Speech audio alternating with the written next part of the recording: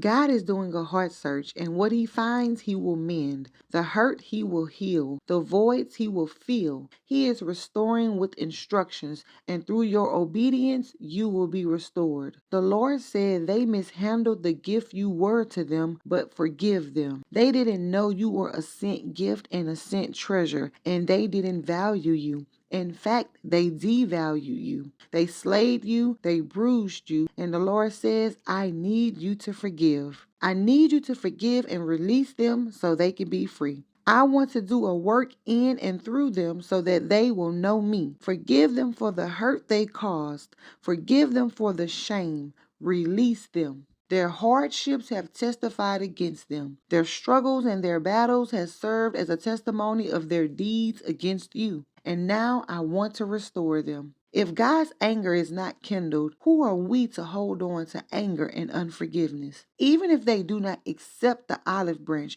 there must be an offer made, because salvation is for all. Jesus is for all to those who willingly accept him, and your unforgiveness cannot be a roadblock to that offer. God needs you to forgive and release them so that he can restore on all fronts. No matter what they said, no matter what they did, it doesn't matter because you survived it. It doesn't matter because what was meant for your bad, the Lord worked it out for your good. After all Joseph's brothers did to him, the posture of their heart initially was to kill Joseph. But after all that, Joseph blessed his brothers and his family. He cried with them. He forgave them. And he told them in Genesis chapter 50, fear not, for am I in the place of God?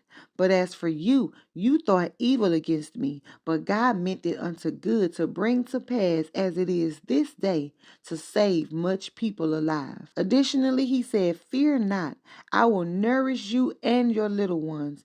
And he comforted them and spake kindly to them. When Joseph's brothers saw that it was him, they had fear in their heart because they knew what they did. They knew how they set him up. They knew how they trapped him and sold him. So he had to tell them on 2 occasions to fear not. It was the same ones that trapped him and sold him that he nourished and he protected and he covered them and their children. Your forgiveness and your release is needed because the guilt of how they treated you has become a stumbling block unto them. So pray for them that God will restore, mend, and recover both them and you. Jesus said in Luke 6, but I say unto you who hear, love your enemies and do good to those who hate you.